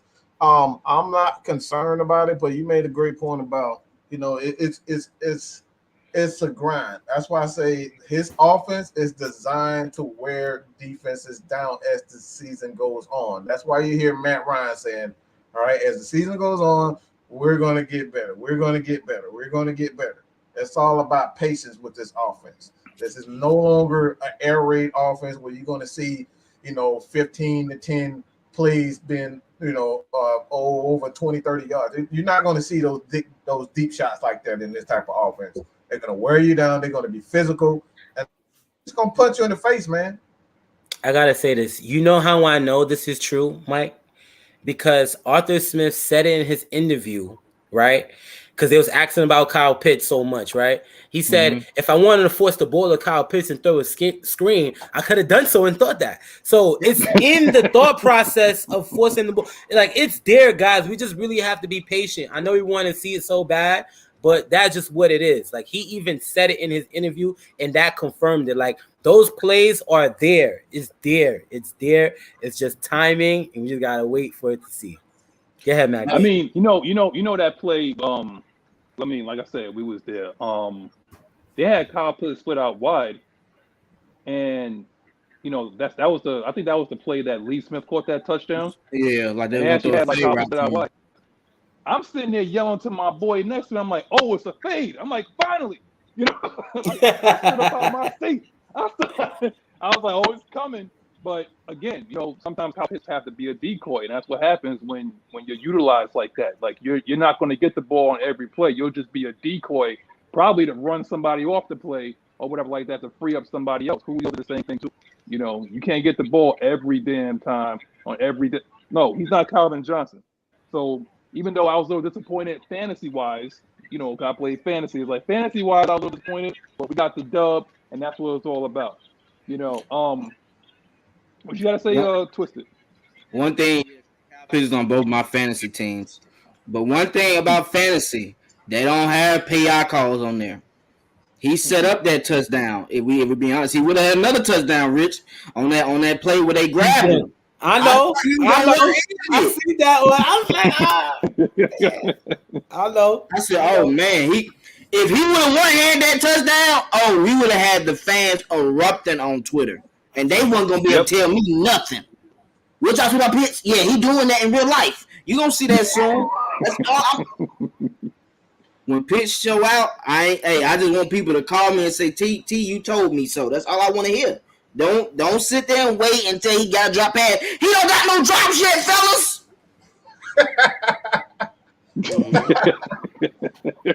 Be patient, man. Be patient. All right. Gotta be patient. I mean, but you realize the things that we're asking a lot of fickle Atlanta Falcons to do is something that they can't do, and is be patient. It's like we understand, like we've been fans for a long time, Like we've been patient throughout a lot of the BS that's been down here. Bad coaching, come from behind victories, losing by 6 points, the onside kicks from last year and stuff. We've been through it. And the only thing that we're saying is like for the first time in a long time, we have people that's capable at every level in our organization. And we're asking you to be patient. This is year one. I understand totally that you want a quick turnaround because in the NFL, yes, you can turn things around very quickly. Guess what? What you gotta say, Mike? You said something interesting there. I've said, I think we've all stated this before, but I don't think the fans realize how spoiled Matt Ryan has made us. This guy has always had success. He's always been special since the first throw that he complete. Like it's since the very first throw in the NFL. The very first throw was a damn touchdown. Mm-hmm. So he set high standards. So when you look at Matt Ryan, a lot of people don't realize he hasn't really had, even when he's had some of his worst games, throwing 5 interceptions against Arizona, he still threw for damn near 400 yards. Yeah. So even when he's bad, he's good. Even in 2015, you know what I'm saying? Like these are the things we take for granted. This is what we take. He is an absolute legend. He has spoiled us. Michael Vick is the most explosive human being to ever grace that quarterback position. It is nothing greater than Michael Vick. When we talk about explosiveness, his charisma, like none of that. He is it. We have been spoiled as Falcons fans. A lot of people like Jew. Jew became a Falcon fan because of Matt Ryan. So this Atlanta Falcons prime time. All right, Jesse the Hammer Tuggle. We have had absolute. We talk about guys with charisma. I mean, you can look at D Hall. D Hall is another guy. He came in before he got hurt, his knee injury. He was the same guy. Like he was charismatic. Like Allen Rossum, Tim DeWhite. These guys just got swag, man. So we've been spoiled as Falcons fans. Not many teams can say Jerry Glanville. I don't know if people even know that he's one of the most influential defensive coordinators in the history of the game. What people won't tell you is that Rob Ryan's father, Buddy Ryan, his defensive style came because of the grits blitz. He saw the grits blitz and say, all right, I'm going to kind of cater my defense. I'm going to bring everybody out, and he used the grit blitz as a template for what his defense is. A lot of people won't even tell you that. So the Falcons fans, like we've had some great. We're talking about some guys that are just they're legends, man. And that's the thing as Falcons fans we gotta understand that this is no longer going to be pretty football. Those days of pretty football are gone. Yep. So get over it. You may not ever see another Julio, another Dion, another Michael Vick. Get that shit out of your head because it's done. No more. I'm telling you. Patrick Kearney, Keith Brookin. Patrick Kearney that dude was crazy. Tyson Clabo, that right side was nasty, bro. We had some good players, man. We done had some good players in our time, bro. Harvey Gall, we had some guys, and then we didn't even get to Dion. Wait, you said Dion, right? Mike. You sold my home. Hey, hopefully I will be able to meet Dion in 2 weeks. Hopefully we might be able to do some Atlanta Falcons content when I go to my homecoming in 2 weeks. Let's hope for the best. Okay. Well, tell Dion that I met him in a sneaker store when I was like 20 years old, and he went and signed my stuff, talking about he ain't Dion today. I'm with my kids. I ain't forgive him for that yet, man. Let him know I'm still waiting. My bad. He hit me with the the 46. The 46 is the grits blitz, okay? Do your homework. Jerry Glanville, Layman Bennett, they're responsible for what you see with the 46. Y'all got to do y'all homework, boy. Look at that 79 defense of the Atlanta Falcons. Go do your homework. 79, 78. Go do your homework and look at the formations they were using. That's the 46 Bear defense. That came from Buddy Ryan. That came from no, not Buddy Ryan, but Jerry Glanville. People won't tell you this.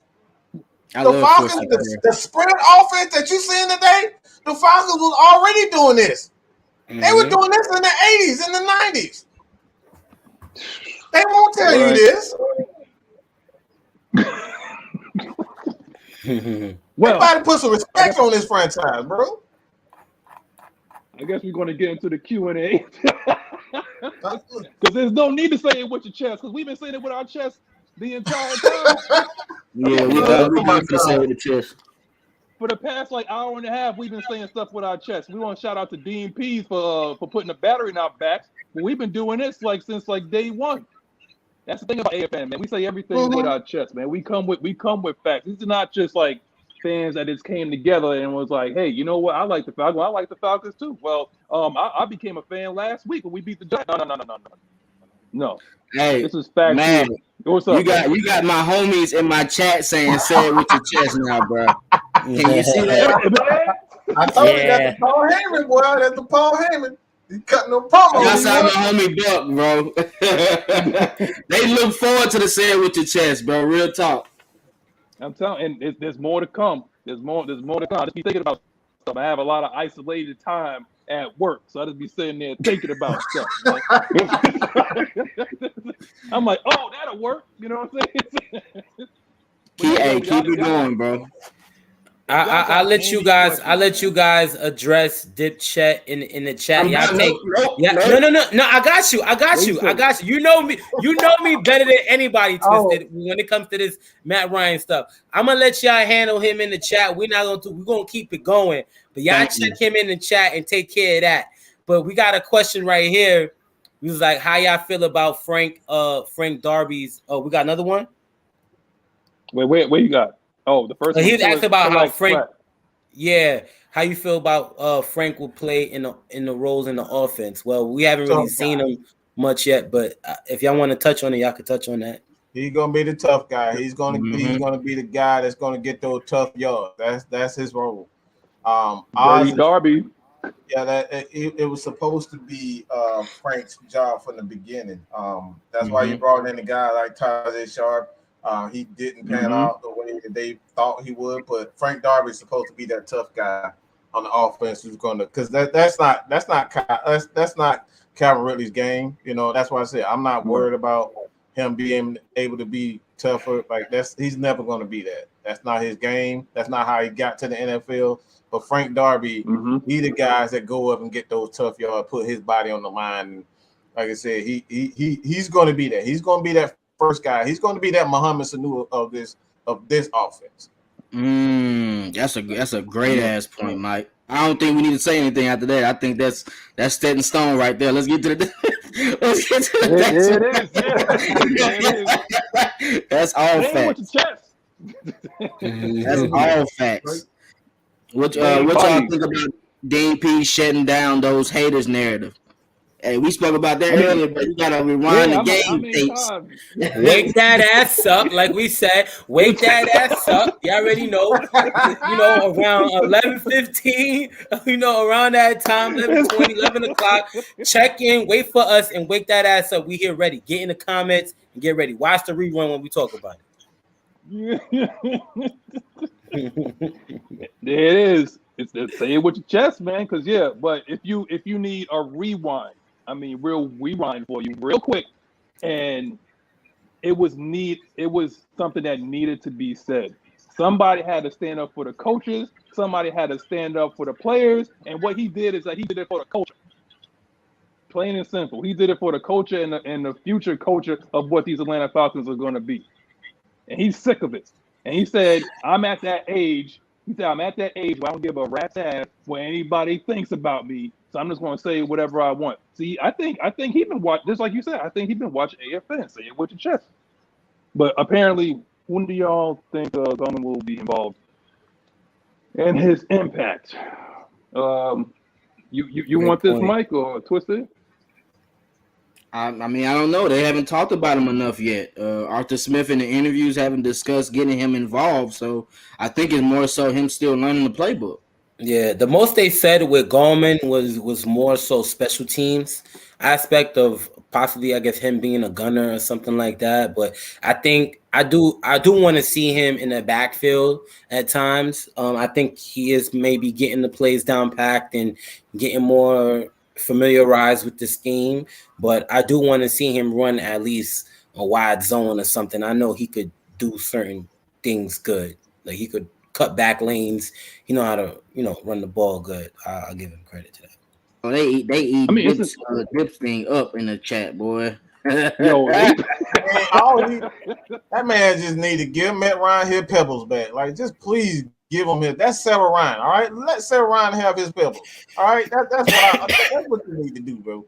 Good God, man, they got a whole conversation going on with everybody else, but you still talking about damn Matt Ryan.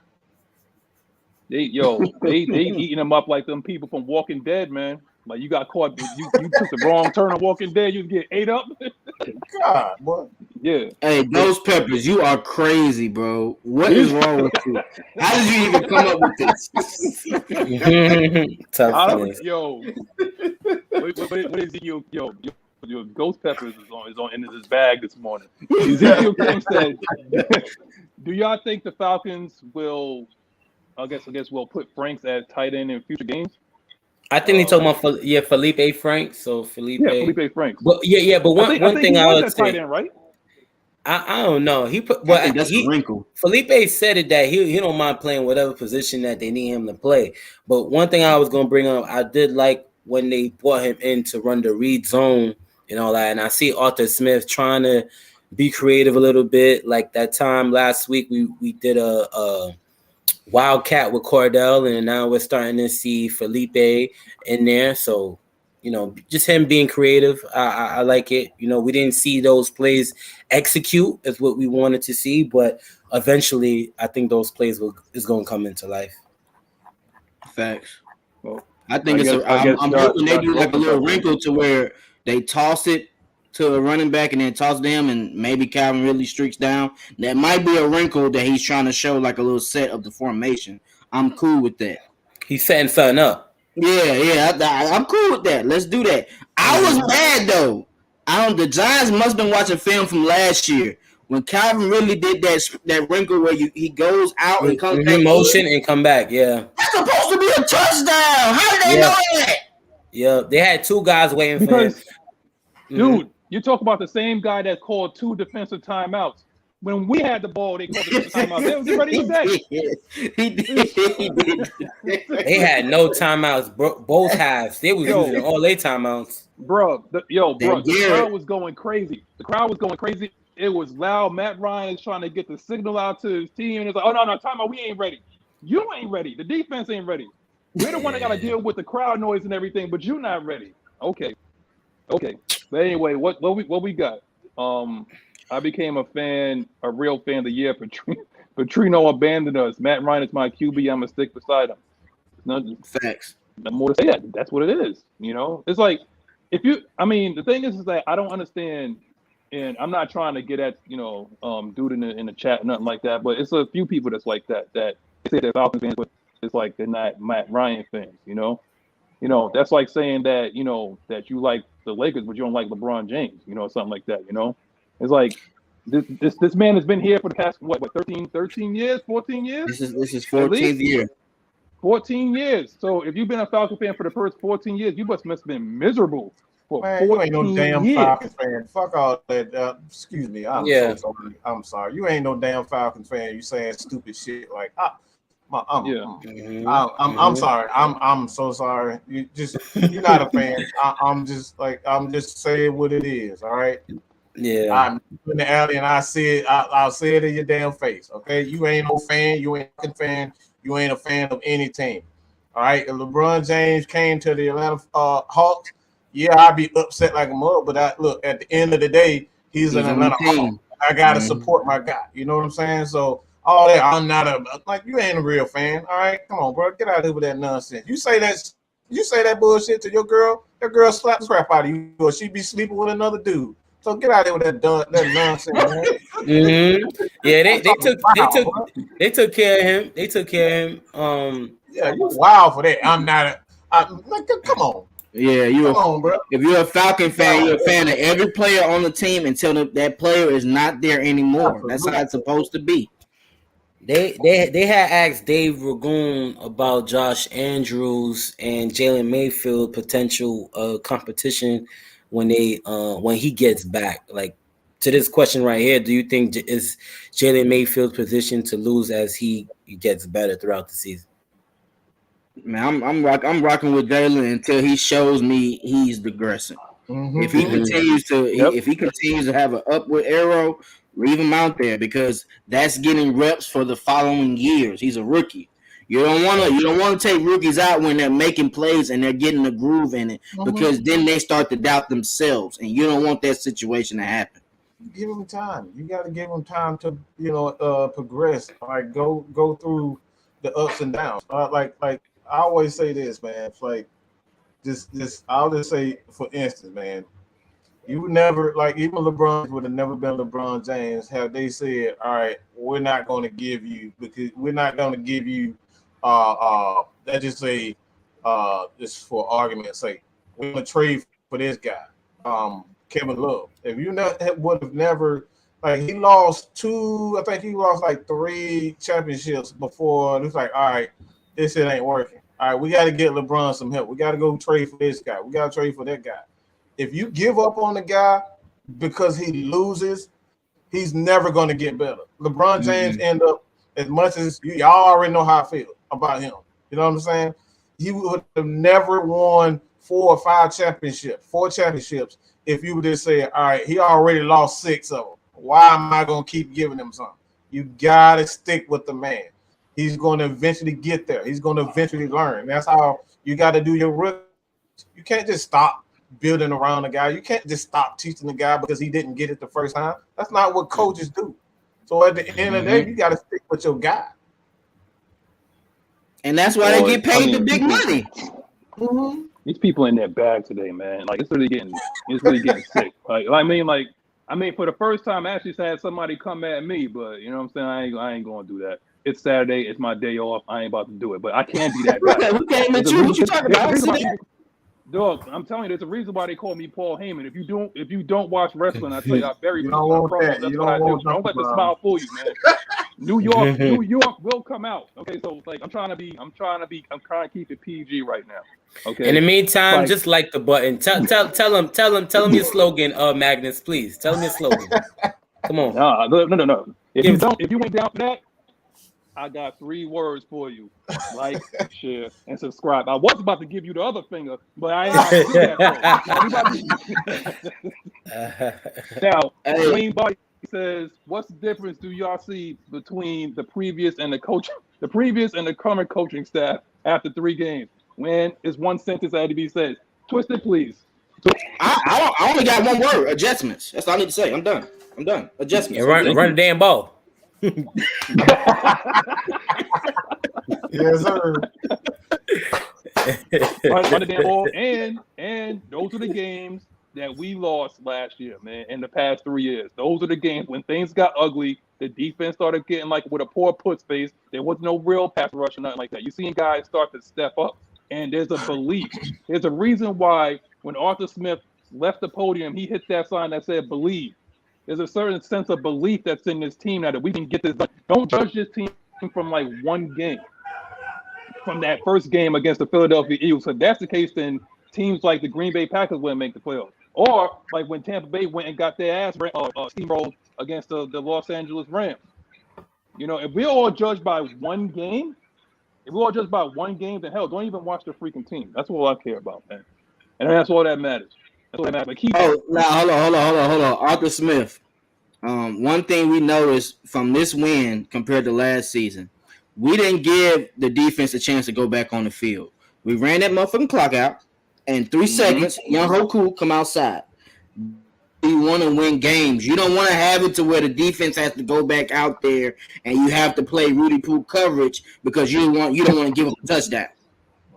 Run that clock out and score this touchdown, score this game winner. Kyle Pitts, y'all talk about Kyle Pitts. He stayed in bounds on that corner catch. He could have went out of bounds.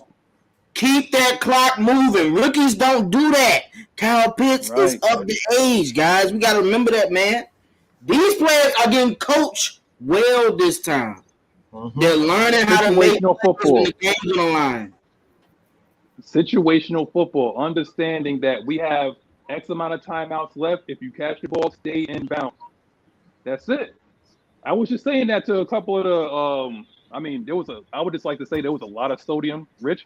There was a lot of sodium. There was a lot of salt in MetLife Stadium when we was coming out there, man. Like when we was leaving, it was quiet. It was quiet. It was quiet, man. There was, you heard like "Rise Up." I had my "Rise Up" shirt, so you heard "Rise Up." And any Falcon fan that I seen, we were just cheering. I was dapping any Falcon fan that I walked by. I was like, "Yeah, good fucking win." I'm like on to Washington. I'm like on to Washington Club. I'm like, we're gonna run through the NFC East. We're gonna run through the NFC East. We're gonna take our time. You know what I'm saying? We're on to Washington right now, Washington Club. You know, but besides that, I know we're on to the final thoughts right now. Like, you know, I'll start off like this was definitely a great show as always. You know, shout out to the whole AFN affiliates. You know, everybody in the chat. You guys were awesome. You guys were great. I see you guys. It's all respect because when it's time to hunt somebody down, like what y'all did in the chat just now, y'all took care of that dude right there, and I appreciate that. We don't gotta waste our energy and time for all of that nonsense. But besides that, you know, we're looking forward to this W. I don't want that middle linebacker hit on you, boy. You don't want that helmet. Exactly, man. Y'all want to see my film, and one day I just gotta post my film on YouTube. I have to, so y'all really see what's up. But besides that, man, this was a great show. You know, looking forward to tomorrow. Rich, before you finish, Rich, if they want to know how you are, show them the wall real quick. Nah, they gotta earn that. They gotta earn that. It's so crazy because I ain't fixed that shit yet, too. I ain't even fixed that shit yet. That shit's still there behind. I'm looking. There's a hole on the sides of his. I don't know if that was his head. That could have been his fist. Yo, all I know is like my man went in there and put a hole in the wall. That's what happens when guys don't do right. You know what I'm saying? Yep. But Twisted, go ahead. Yeah, like he said, man. Shouts out to all the fans waking up with us. Wake that ass up every Saturday morning. We appreciate you guys. Once again, we'll be back Sunday. We ready to smoke on that Washington football team pack coming Monday morning. So let's hope for the best. But hey, yeah, if y'all don't know, subscribe to all the channels in the description. Twisted Torch TV, Mad Mike, K Styles, J Rock, Jew Talk, Miss Maggie, Go ahead, bro. We got good content for everybody. We don't show no hatred to any Falcons content creators. If y'all want to come on and debate with AFN, we are down for the wreck. It's all of it in the day. We love the same team. Let's keep these positive vibes going forward. No negativity. When you win a game, think positive. This whole week, I was satisfied. I was happy. I was eating good. I was waking up on time. Subscribe to Twisted Torch TV. I appreciate y'all, man. Always a blessing. Bro, we on to Washington. I don't like cussing people out. That's a misconception. I just so happen to cuss people out. That's a major difference. When needed. When needed. Let me just say this real quick, man. Kind of reiterate and add to what T was saying. Is that if you come here with all that nonsense, man, constantly being negative, telling everybody what you hate and all that type of stuff, this is not this is not the platform for you. All right. We don't condone that type of stuff. We don't want that type of energy around us. We're trying to create a place where Falcons fans can feel at home without having that same energy that the media puts out, that a lot of these content creators are putting out. This is a safe haven for all that nonsense. So if your entire stick is to come here and cause hell and tell everybody your ass gonna get ate up, all right, your ass gonna get tore up to the floor. Y'all already know how that old saying goes. You're gonna get tore up to the floor. So dip shit or whatever your damn name is. Don't come here again. Your ass gonna be gone. At the end of the day, Atlanta Falcons Nation ain't here to play. We're here to stay, and that's all I got to say about that, man. Hit that subscribe button, Twisted T, kick it with K Styles. Man, we got so many content creators, man. I done lost count. We just got a bunch of content creators, man. Y'all already know it's in the description of every single video. So y'all ain't got no damn excuse. All right. Y'all can look, as a matter of fact, just get a beer. All right, get a beer, a liquor, whatever you want. All right, and drink. Every time you subscribe, just take a drink. I guarantee you'll get drunk with all the content that we got and the content we got. I guarantee you'll get fucked up. All right. So right now, that right there is a challenge. Everybody, I need everybody to hit every subscribe button, all right, every link in that, and take a shot to every subscriber, every channel that you subscribe. That's a challenge, all right. Let us know in the comment section if you got tore up, if you didn't get tore up, all right. Let us know. With that being said, I got to go look at the rest of this damn Georgia game because Stetson Bennett, I guess he done all right. We playing Arkansas, but everybody know me. I'm not happy with me at quarterback, but you know our defense is our defense. So that's all I got to say about that, man. Your boy gone, man. Shouts out to Noah too. Fantasy stat guy. Make sure y'all absolutely check out the website. He does it. Check out the website for all of his articles. All right. Again, with that, if you feel as though that you're not, you better suited to write rather than be on camera, we got a room for you there also. This is the Atlanta Falcons Nation. We are the nation. This is for everybody. Everybody has a place with us. So with that being said, man, what you got, babe? Bro, first of all, I'm just gonna reiterate because somebody got their ass blocked today. I ain't gonna mention their names because that's how trolls get famous.